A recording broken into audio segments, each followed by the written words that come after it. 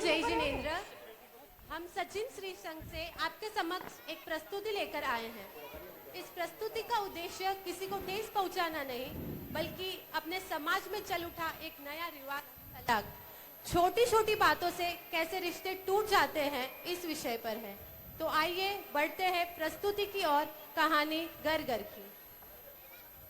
निर्वाण ऑफिस से आता है।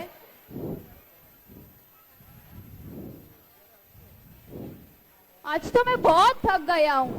कविता, आप मेरे लिए कप कॉफी बना दो ना। क्या यार, अभी तो मैं किचन का सारा काम करके आई हूँ, अब तुम्हारे लिए कॉफी बनाओ। नहीं बन रहा है मुझसे।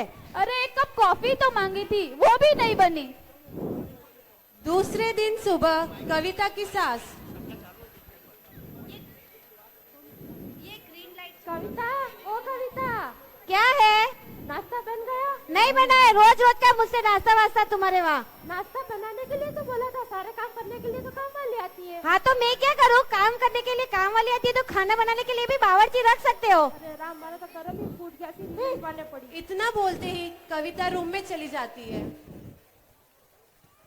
क्या हुआ माँ, अब उदास क्यों बैठे हो? कुछ नहीं बेटा, मैंने कविता को सिर्फ नाश्ता बनाने के लिए बोला था और वो गुस्सा होकर रूम में चली गई। ठीक है माँ, मैं बात करता हूँ। चलो माँ।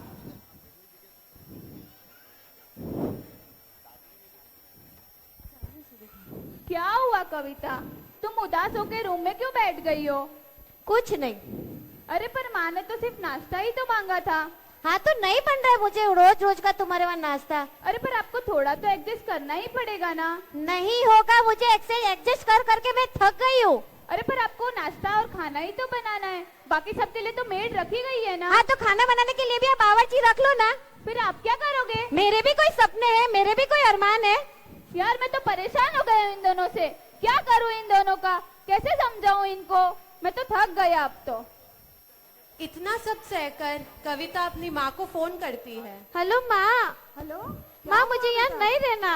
अरे क्या हुआ, रो क्यों रही हो? मेरी सास मुझे रोज ताने मारती रहती है, कुछ न कुछ सुनाती रहती है। ठीक है, तू चिंता मत कर, हम आते हैं लेने। मुझे अभी के अभी लेने आओ आप। ठीक है, हम अभी आते हैं। इतना कहकर माँ फोन रखती है और कविता को बिना समझाए उसे लेने चली जाती है।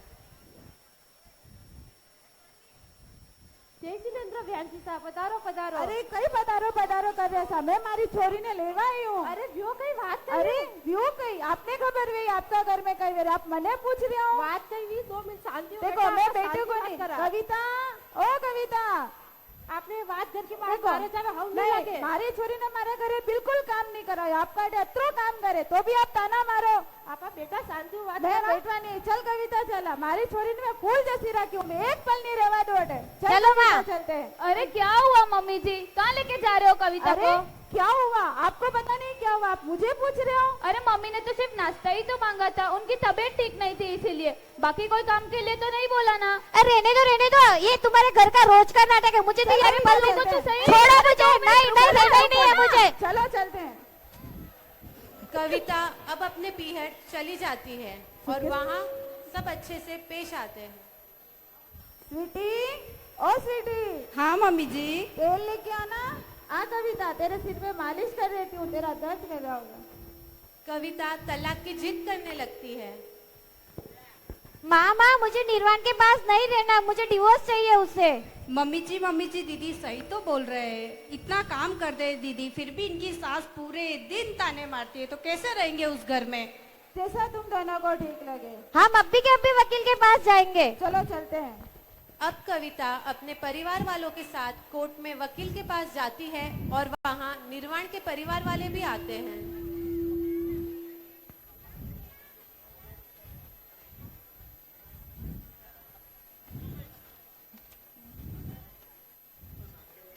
आपके तलाक के पेपर तैयार हो गए हैं। एक बार और सोच लीजिए, आप अपने रिश्ते को एक और मौका देना चाहते हो? नहीं, मुझे इसके साथ एक पल भी नहीं रहना, मुझे डिवोर्स कर दीजिए आप। लीजिए साइन कीजिए।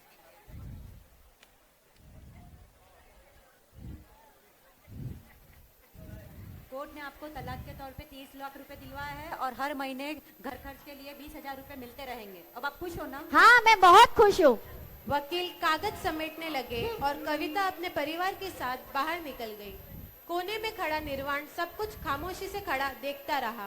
कविता ने एक बार भी उसकी ओर नहीं देखा। गाड़ी का दरवाजा बंद हुआ और रिश्ता भी टूट गया।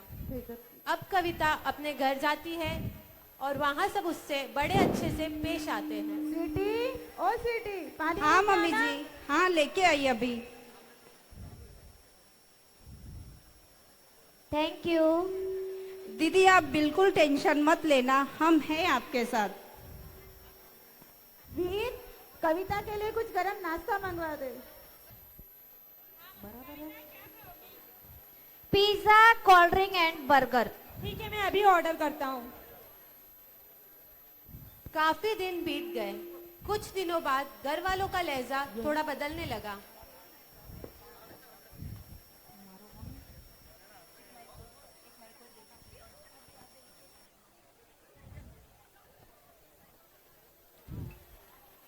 क्या पूरा दिन मोबाइल देखती रहती है? घर के थोड़े कामों में हाथ बटा दिया कर माँ का। आपके भैया सही तो बोल रहे हो, पूरे दिन मोबाइल देखते हो, थोड़ा बहुत कुछ काम कर लिया करो। ज्यादा कुछ नहीं तो बच्चों को स्कूल से लाना ले जाना इतना तो कर ही सकते हो ना। पूरे दिन मोबाइल देखते हो जो। कितना दिन रहोगे आप अपने घर, कब जाओगे? अरे ये सब क्या हो रहा है?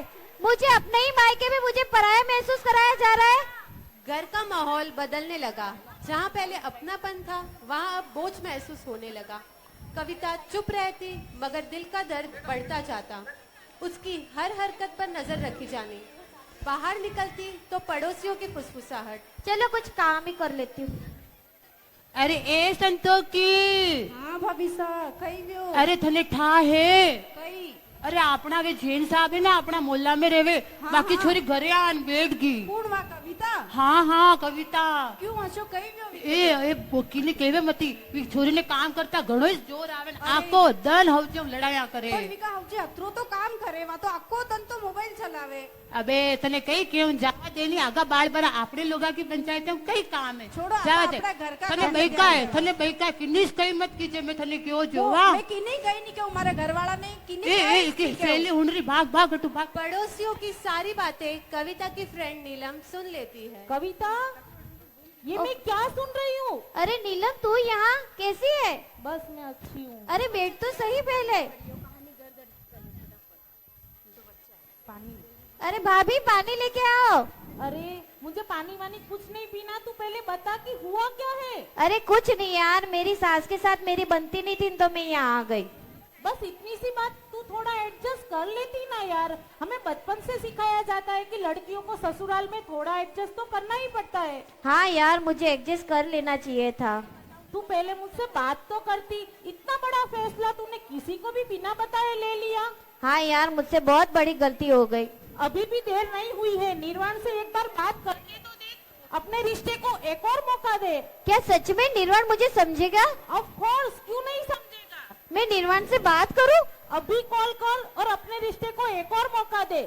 चल सच में मैं अब भी कॉल करती हूँ। चल अब ठीक मैं है। चलती हूँ, बाय। ठीक है, बाय। और ठंडे दिमाग से सोच कि तुझे आगे अब करना क्या है। हाँ ठीक है, बाय। बाय। कविता के भीतर कुछ टूटने लगा। पहली बार उसे महसूस हुआ ससुराल का रिश्ता मुश्किल था, पर वह उसका अपना घर था। मायके में वह न मेहमान थी न घर की, बस एक बोझ। एक रात छत पर बैठकर वह सोचने लगी, पैसे मिल गए, आजादी मिल गई, लेकिन इज्जत, अपनापन और घर, वह खुद से बुदबुदाई। गलती कर दी मैंने। फैसला लेते वक्त सिर्फ दर्द देखा, उसके नतीजे नहीं। उसे समझ आ गया, टूटे रिश्ते के बाद औरत को सबसे ज्यादा सहारे की जरूरत होती है, लेकिन समाज पहले उसे जज करता है। और मायका है पर अधिकार कुछ भी नहीं। अपना असली घर कविता अपने अहंकार में छोड़ आई। आंखों से आंसू बह निकले। अब फैसले की कीमत समझ में आ रही थी। इतना बड़ा फैसला लेते वक्त सिर्फ अपने गुस्से और तानों में बेकर इतना बड़ा फैसला ले लिया मैंने। वह आसमान की ओर देखती रहती। निर्वाण की यादें पीछे पीछे चली आती। उसकी आदतें, छोटी छोटी नोकझोंक और सबसे ज्यादा उसका साथ। अब मैं क्या करूं? क्या मुझे निर्वाण को कॉल करना चाहिए? उस रात उसका मन पूरी तरह टूट गया। उसने फोन उठाया, नंबर मिलाया और कॉल लगा। हेलो निर्वाण। हेलो, हाँ निर्वाण, क्या मुझे आप माफ करोगे? मुझसे बहुत बड़ी गलती हो गई। हाँ, कोई बात नहीं। गलती हम दोनों की थी तो सुधार भी हम दोनों साथ साथ मिलकर कर सकते थे। आप हाँ कहो तो मैं अभी निकल पड़ता हूँ। हाँ ठीक है, आप मुझे अब भी लेने आओ। हाँ मैं आता हूँ। मैं एक पल भी यहाँ नहीं रुकूंगी अब। हाँ ठीक है। क्या मेरे एक कॉल पर निर्वाण ने मेरी सारी गलतियां माफ कर दी? मैं पहले ही थोड़ा एडजस्ट कर लेती तो आज मुझे ये दिन नहीं देखना पड़ता। रात के 12 बज चुके थे। निर्वाण गाड़ी लेकर निकल पड़ा। ठंड, सुनसान सड़क, लेकिन दिल में एक ही आवाज, उसे घर वापस लाना है। लगातार 5 घंटे ड्राइव की, न रुका न थका। सुबह 5 बजे वह कविता के मायके के दरवाजे पर खड़ा था। ट्रिंग ट्रिंग।